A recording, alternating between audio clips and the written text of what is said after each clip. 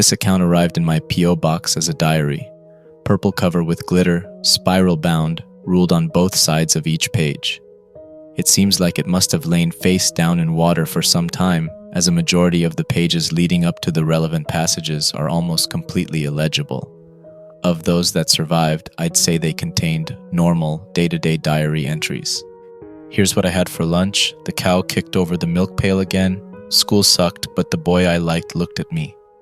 I haven't had the time or the heart to read out the non-relevant passages. It's just some young person's diary, maybe 13 to 15 years old, likely a girl, living on a farm with her small family. The account follows.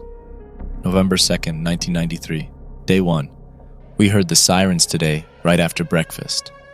I never heard Dad swear so loud, but Mom was too busy wiping the oatmeal off Baby Jay's face and hauling him out of his high chair to tisk-tisk him. Everything we needed was already down in the old cold cellar. I had helped Mom make beef tallow emergency candles, and Dad to clear spaces down there for us to live and sleep. Dad cooked up some flour and soot paint to cover the 2 little windows we had down there before piling field stones against them. He filled any chinks in the door frame with painty rags and nailed spare lumber over the gaps. Mom brought down all the spare bedding we had to make us some beds. It would be rough without mattresses, she said, but I think we have enough old duvets to make it pretty cozy. I carefully stacked our canned food on one side of the cellar, while Dad dug us a toilet in a little back room. He dug it after covering the window in there with paint and rocks, so he had to dig by the light of one of Mom's tallow candles, making the whole cellar smell beefy. The cellar actually looked pretty nice after we had finished with it. We had time to make it more homey and to fill any gaps in the weeks before the fog wall would hit, so we hung a nice tablecloth on one side and made a dinner table with an old door from the lumber pile. I got some stuffed animals down from my closet upstairs and lined our sleeping spot with them too. Baby Jay got a wash basin as a bed, and I painted flowers on the sides with the rest of Dad's black paint. They didn't look very good, but Mom says it's the thought that counts. So the hurricane siren went off, and Dad swore, and Mom got Baby Jay up out of his high chair to get him downstairs. I asked Mom if I could get my diary, had to ask her twice actually with how fussy Baby Jay had gotten. Anyway, she said yeah, but hurry up for God's sake. Dad had snapped on the radio and tuned it to 95.5 FM to see what was going on. I paused a little when he did, but Mom shooed me up the stairs to grab you, diary, before I could hear more than a few excited-sounding words. I checked my window after grabbing you, and I could see the fog wall from where I was on the 2nd floor. It didn't really look special, except that it stretched from one side of the horizon to the other in one gray, smudgy line, like looking at a far-off rainstorm. I saw Dad from the window too. He was jogging to the barn to fill the animals' troughs with as much food and water as we had, and to turn on their nightlight.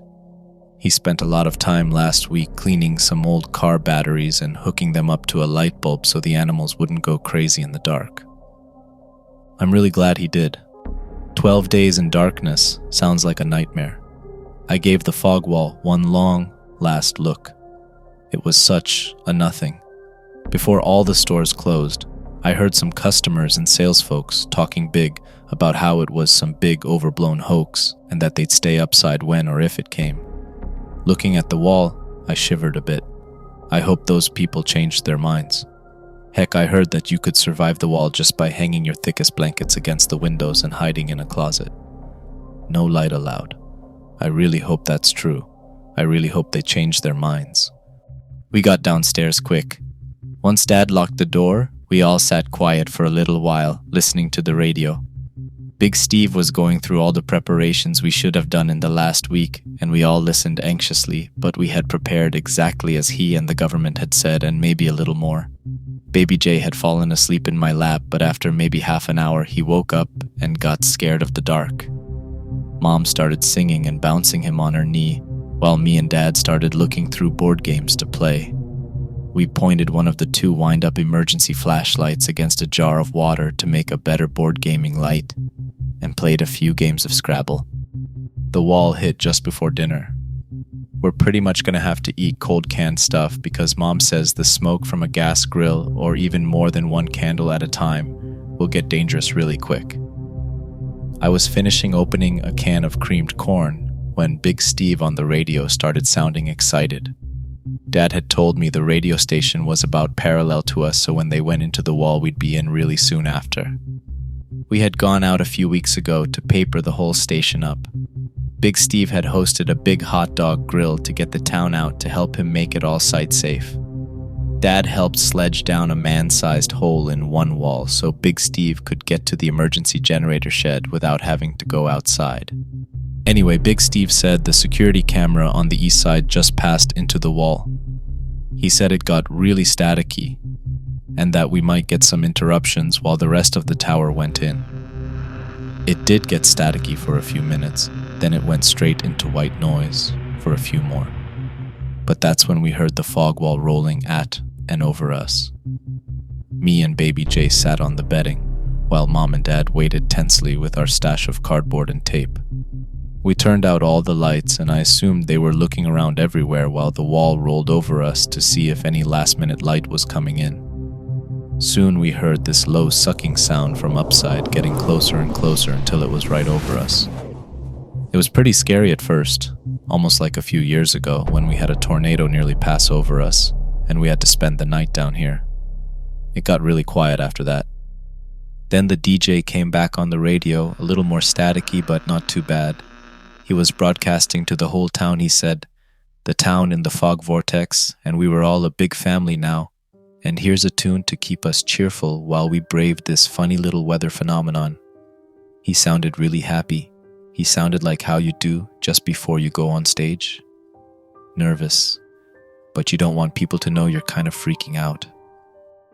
Mom and Dad eventually turned the lights back on when they were sure no light from outside was coming in, and we ate dinner to Big Steve playing music on the radio.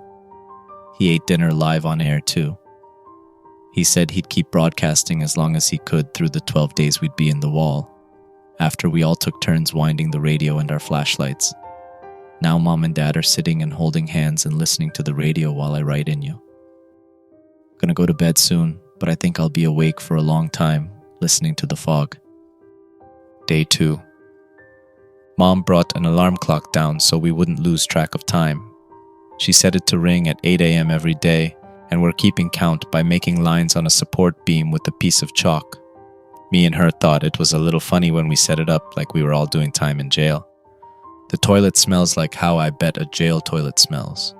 It's already making it pretty gross down here, but Dad made some extra ventilation ahead of time, so he says it shouldn't get too bad. Or at least it won't get dangerous. Did you know a smelly toilet could kill you? Like how too many candles or a gas leak can kill you, I guess. I kept my head leaning towards one of the ventilation tubes while I used the can, and I think I got a breath of air from above, but I'm not sure. I didn't want to breathe too deeply. The government said the air wasn't what was so dangerous about the fog wall. It was just normal air. Other than that, today was pretty boring. We sat around the light and read or played board games. We nap when we feel like it and listen to the radio. The music is nice. Big Steve is as cheerful as ever. Baby J isn't allowed on the dirt floor, but we let him play around on the bed. I'm glad he likes all my stuffed animals. Mom and Dad opened a bottle of wine and let me have a little. I think it made my head feel light, but I don't like the taste. Too bitter. They cheered up a little though, so the evening was more fun, and they actually got to laughing while we played Trivial Pursuit. I thought about the cows and chickens in the barn. I hoped their light was still on. I'm creeped out. It's night, I guess. At least it's a few hours after we all decided to go to bed, but I'm the only one awake. I had to get up to use the toilet. It's cold tonight, though, and my stomach was hurting a bit, so I took the radio into the bathroom and turned it on really low while I sat on the toilet. It's just a bucket with the bottom cut out and some planks across it, set across the hole Dad dug. We have another bucket of spare dirt beside us to scoop into the toilet when we're done to keep the smell down. I had the radio on super low and pressed to one ear while I sat. Some music was on for a while, but soon Big Steve comes back on air, but he's sounding a little different. Quieter, not like I have the volume down quieter, but like he's almost whispering into the microphone quieter. He says, "Welcome back, ladies and gents. Welcome back to the town in the fog wall. We got a new one here for you tonight." I got up to take a trip down to the little boy's room. Thank God for septic tanks, can I get an amen?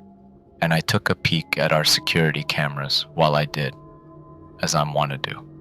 Now there isn't much to look at out there in the fog wall most of the time. Y'all ain't missing much.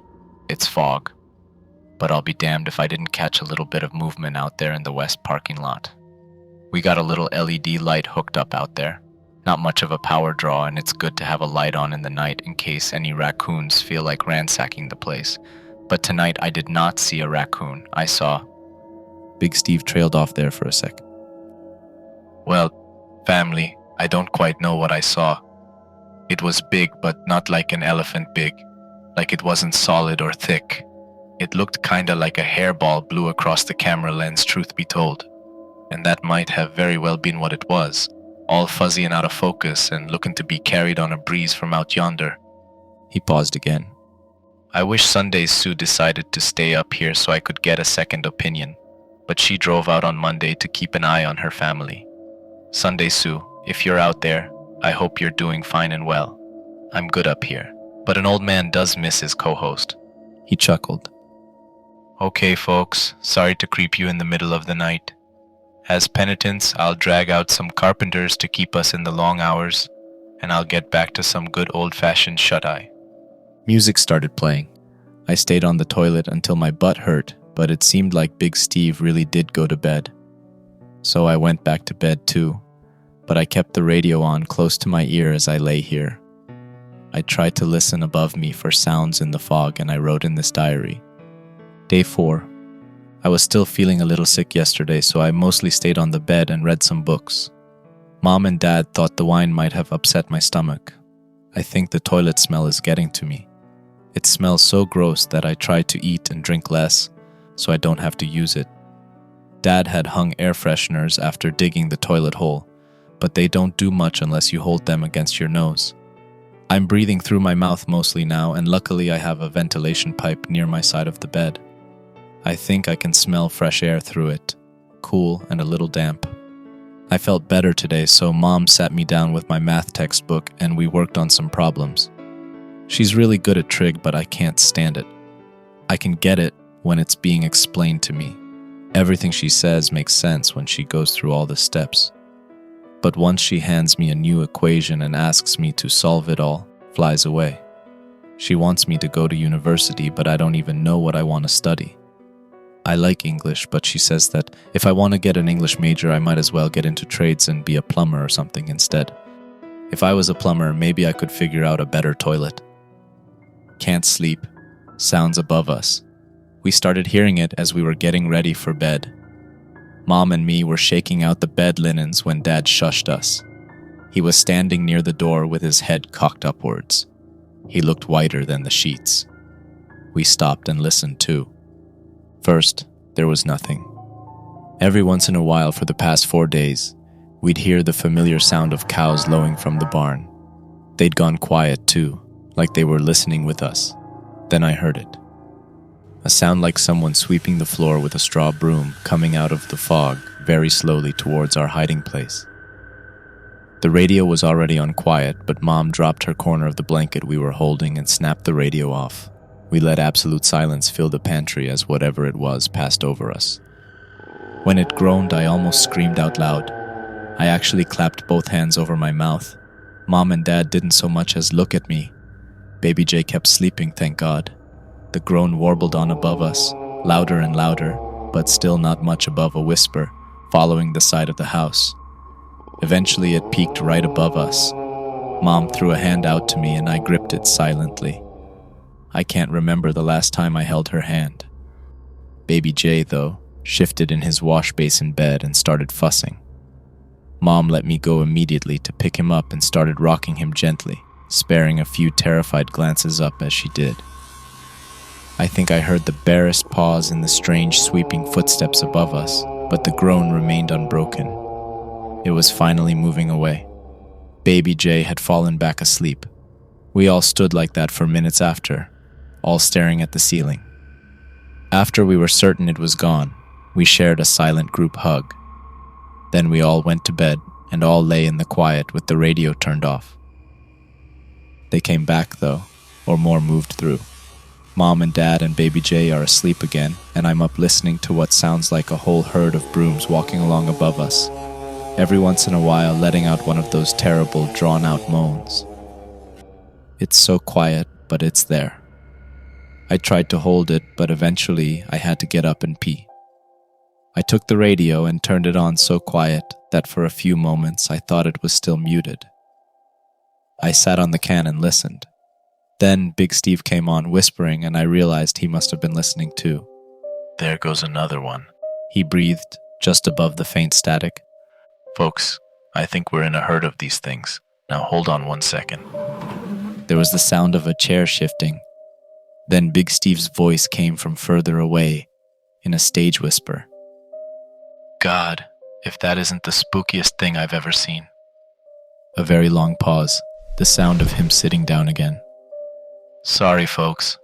The cameras are on the outside of my booth, and I gotta really stretch my mic cord to be able to see him. And that's still from 10 feet away.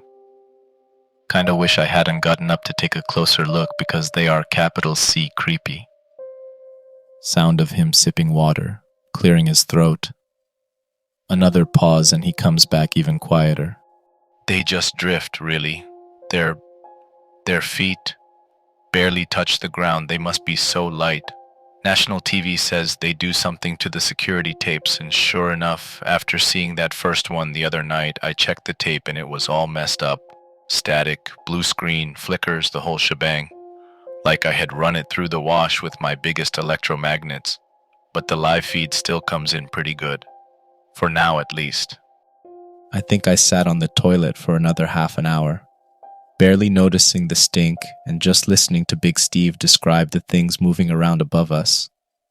They shifted and groaned as he thought out loud about where the fog wall came from and what the strange creatures moving within it were. I had seen plenty of TV show hosts and experts talk about this. Some people said aliens.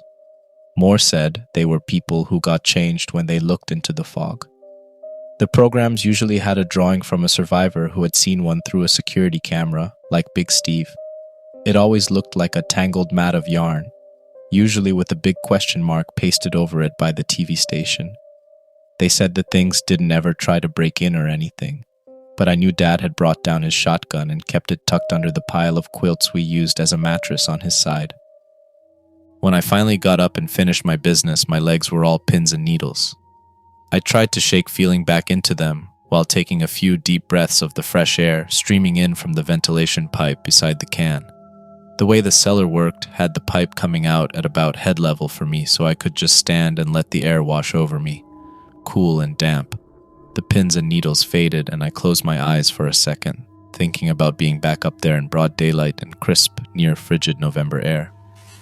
I stopped breathing when a brushing footstep and a groan echoed from what sounded like within the pipe. The sound came in so clearly, it was like I was standing outside with them.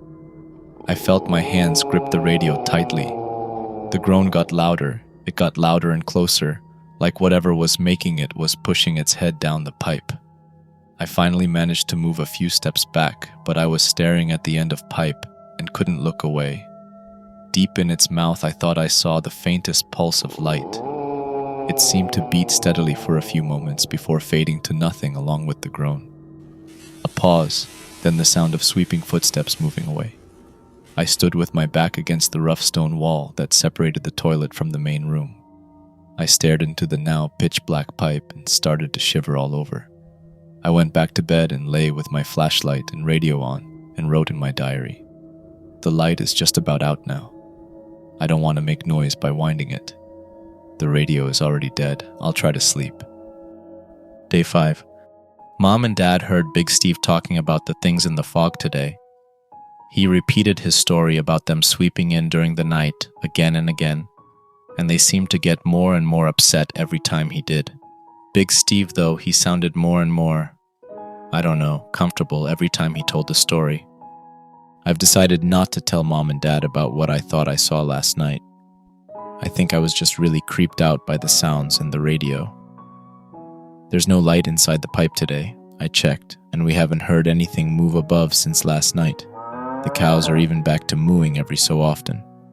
I hope they're still doing well. They sound pretty fine to me. More board games, more napping, more studying. We're doing biology today and learning about photosynthesis. I thought I had a pretty good idea of how it worked, but it turns out there's a whole dark reaction part of it that even Mom has to take time to read to herself to understand. She was a geologist before having me and marrying Dad, though, so at least she can understand a lot of the chemistry stuff. It's weird. I didn't know much about what Mom was doing before she had me. She never really talked about it before, but during a homework break she told me a few stories about her fieldwork in the Yukon before she married Dad. It's kinda nice. Maybe after all this we'll be a little closer. Day 6. Halfway done. It's been so boring. No light from the pipe today. Didn't hear anything last night. Still smells here. Dad joked that once we're out of here, we're gonna burn all the clothes and linens out back because the smell has gotten into them so much. We're getting really restless, so we played charades all afternoon to try to tire us out, and Mom made a special dessert for after dinner. It was just cherry pie filling with crushed graham crackers on top, but it was really good anyway. I like how you get a burst of juice when you bite into a cherry. We've been eating straight out of cans, passing it around with a spoon and taking bites because we can't really clean our dishes. We keep the old cans and jars in a garbage bag in the bathroom, so at least the smell is kept all in one spot. We tried lighting a candle near the main room's ventilation pipe to force a draft, but I don't think it made a difference. Tomorrow we'll be over the hump and there'll only be 5 days left. Still no light from the pipe, no sounds above us. Big Steve is back on though. He's been counting how many move past his east-facing camera. So far he's at 51 tonight. Day 7. Another boring day. I know we're on the downslope, but it sucks so bad down here. I don't know what I'll do first when I get back upside. Probably check on the animals with Dad. We'll open the doors and let them get any last little bit of grass from the fields. I'm gonna kiss each cow on the nose and hug each chicken. None of the cows need milking, thank goodness, though there'll probably be some eggs that are on their way to becoming baby chicks. They have to stay in their eggs for longer than us. Poor little guys. I hope Dad lets us keep them. They're moving above us again. It's very late. I don't know how Mom and Dad can stay asleep through the moans and footsteps. Stupid that I have to keep getting up to pee. I'm trying to stay under the covers for as long as I can, but I gotta go. Be back. Taking the radio. There's light inside the pipe again. I was doing my usual thing and went to get my breath of fresh air when I saw it. I covered it up with my sweater straight away. Big Steve was on the radio. I listened while I watched the pipe. To those just tuning in, I made some minor miscalculations with the gas when we were setting up the place. I'm keeping everything but the radio equipment off. I've redone the arithmetic, and we should have enough to get us through to the last day if I take nights off. But for this evening, I'm feeling mighty lonely, so we'll stay on. Can't see anything outside, of course, with the security cameras off, but I think I've heard some of them pass when I was down taking a leak. Nothing comes through the soundproofing up here in the booth, of course. He stopped to clear his throat, the sound of shuffling papers, and then gruffly, "How about some music?" He put on one of my favorites, Stargazing by Pondworks. It's a low and slow one. There's some violin. It always makes me kinda sad. Afterwards, it wound down into silence, and only after a while did Big Steve come back on, speaking quietly. Sometimes they'll touch each other, just barely, brushing fingertips like. And when they do, their movement will kinda sync up and they'll sway together. It's hypnotizing, like watching wind pass over a sea of wheat. Another long pause, another song played. I watched the pipe, another song, then Steve came back on again. All right, folks, I think that'll wrap it up for tonight. I'll power down for a few hours and see you bright and early tomorrow morning for some more music. Big Steve, signing off. Day 8. Big Steve barely came on the radio to speak today. It was mostly music. I don't think Mom and Dad noticed. They didn't notice when I started taking longer and longer bathroom breaks either. More biology lessons. Haven't heard the cows low in a while. Day 9. Big Steve wasn't on the radio today. No music, just static. Mom and Dad seemed worried, very quiet in the shelter, kept checking the pipe. He's doing nights. We kept the radio on low all evening, and after dinner, he finally comes on, cheerful as can be. Good morning, he boomed. His intro sound effects played, a hoarse whinny, a revving motor, and honking horn.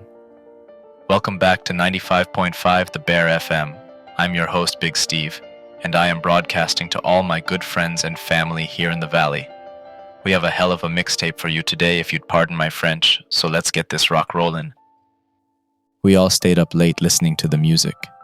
Mom said he must have slept in or felt under the weather during the day. I think so too. I'm really glad he's back. I didn't want to guard the pipe without my DJ. The light in the pipe is still so weak, I have to keep it uncovered so I can make sure it doesn't get brighter. Lots of rustling and groaning outside. Mom and Dad and baby Jay don't wake up though. Big Steve comes on to talk about them up above. Remember when the fog first rolled out of the Atlantic? Scary, scary, scary, scary. All those people living on the coast didn't know how to hide from the light. Can't remember the number of disappearances. Must have been millions, whatever the population of Newfoundland was.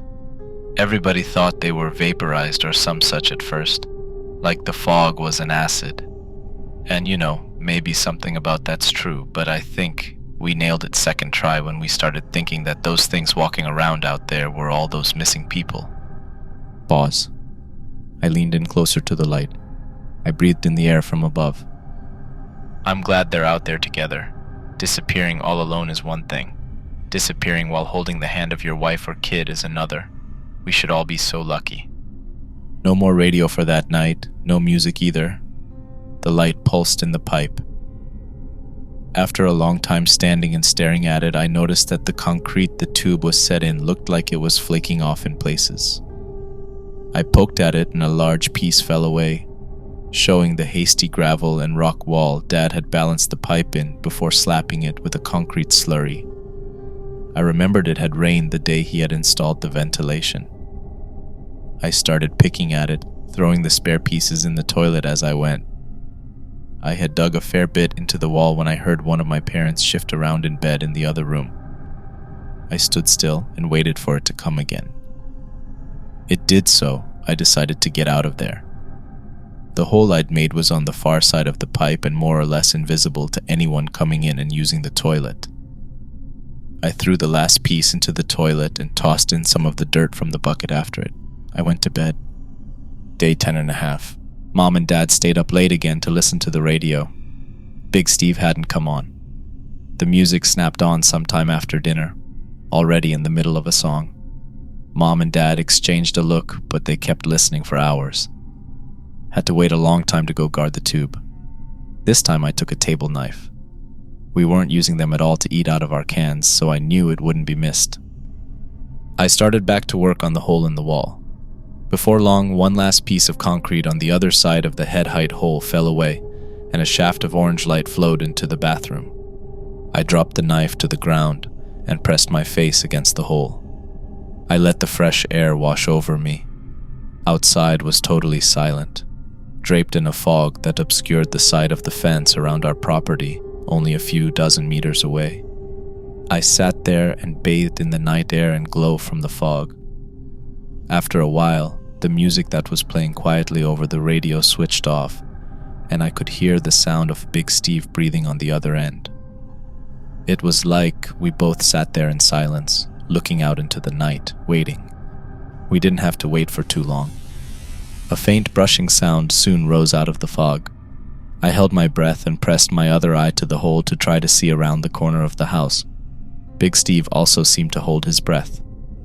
After an indeterminable moment, one of the walkers in the fog drifted around the corner and I saw it in full view. Just beautiful, Big Steve breathed. I sighed in agreement. It was taller than a man but walked almost like one. It had 2 legs and 2 arms anyway, frayed things that drifted up and away from what I supposed were shoulders, equally loose tangles of what Steve had described as yarn, and 2 legs that barely brushed along the ground to move it along. It had a head, again looking like a loose handful of hair pulled off a brush, and a chest that all of that attached to. It looked like something familiar, but I couldn't quite place it. Its core glowed with the same orange light of the fog, only a little brighter. It seemed to swim along the side of our house with one hand, whispering across the siding. When it came close, I realized what it looked like. I had been paging through my biology textbook a few days ago and ended up on a 2-page spread showing the human cardiovascular system. Fluffy clouds of veins and thicker highways of major arteries jammed into a humanoid silhouette. That's what these things look like, only if they had spread out a lot to drift more freely in the fog. It was beautiful. I felt pressure rise in my chest as it drew closer along the house. It dropped out of sight momentarily as it approached the 90-degree angle where the house met the cellar door, its low wall, and my little hole. It reappeared only a foot away from my face, floating serenely on the tips of its feet. I didn't realize I had been holding my breath until I let it out in one gust. I saw it move the dark orange capillaries of its nearest leg, and the creature stopped slowly and turned to face the gap. I instinctively drew back a little. Something I could call a hand meandered down from somewhere above unseen, tiny thread-like tips questing along the sides of the hole. I watched it. I felt like I was floating. I heard Big Steve murmur, "They're us. Just more connected to the world. Maybe they're connected to another one too. Another world in the fog." A thread of orange capillary brushed one of my cheeks like a spider web. A comforting warmth grew from that spot and radiated out into my body. It felt like being seen, being understood. I heard Big Steve's voice now, not from the radio, but from what seemed to be just over my shoulder. "Yesterday I took the sledgehammer from downstairs and opened up the side of the studio wall with it. They're all lined up in the parking lot and swaying like seaweed in the tide." I'm not sure how long I stood there in the light. By the time I came back, the creature was gone and I felt very, very tired. I went back to bed, wrote everything down, tired. Day 11. Mom and Dad and baby Jay found the hole while I was sleeping. I got up and they were all packed into the bathroom and staring out at a sea of the creatures. It looked like they had even widened it a bit, so we had a space around the size of a teacup saucer to bathe in. The fresh air and the view was so nice, but Mom and Dad got so close to the hole I could only see it a little. Still so tired. Brought the radio and my diary into the bathroom to listen and watch and write. It doesn't even smell bad in here anymore, and baby Jay's thoughts are so relaxing. All wrapped up in his blankie and held Mom's arms like he is. I'm starting to remember what that felt like when I was a baby. November 14th, 1993, day 12. It's hard to hold the pencil. Mom and Dad have gone transparent, so now the light can come in and wash over me. Baby Jay had a lot less body to be filled with the light, so he's already stretched out completely in Mom's arms, draping over them and near the floor, and so content. My hands don't feel too weak to hold a pencil, just not built for it anymore. My veins and nerves are visible through the skin, which seems to have gone from solid flesh to almost matching the consistency of the fog in only a day. They're all still outside, swaying, waiting. The fog is supposed to clear today. We weren't to come out until the siren blew again. Maybe the fog will stay. Maybe it will go. I think we're supposed to go with it, but I don't think I have the hands to open the hole up wider or even unlock the door to join them. Maybe we'll be allowed to stay and fill the whole cellar with light and fog even after the main body moves on. Saw Big Steve join the sea outside. He's almost fully changed now, but he still has the same plaid overshirt I saw him wearing way back when we helped get his station prepped. Seems forever ago.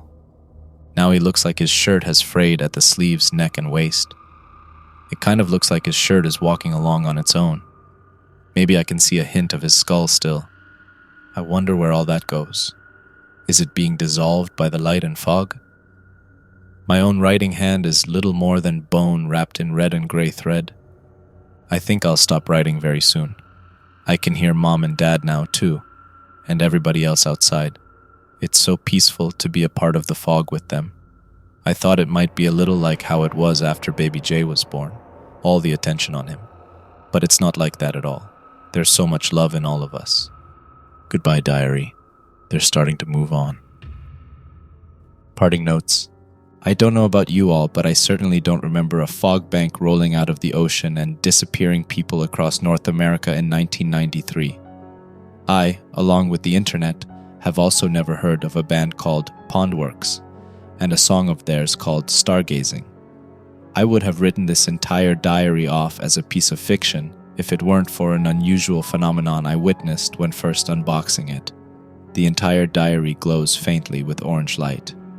I have since locked it away separately from my other accounts, in a safe with 2-inch thick iron walls and in a closet behind my winter coats. I have not noticed any adverse effects since being exposed to the diary, but it will wait in that safe until I can locate a specialist to analyze it further. As for how it got here, well, a particular passage from the diary sticks out. Something said by that incorrigible radio DJ, Big Steve. They're us, just more connected to the world. Maybe they're connected to another one too, another world in the fog. Hello there, thank you for watching. How did you like the creepy atmosphere in this story? Do let me know in the comments below. If you want a similar story, check the story on screen. Lastly, if you've enjoyed the video, don't forget to like and subscribe. Stay creepy and see you in the next story.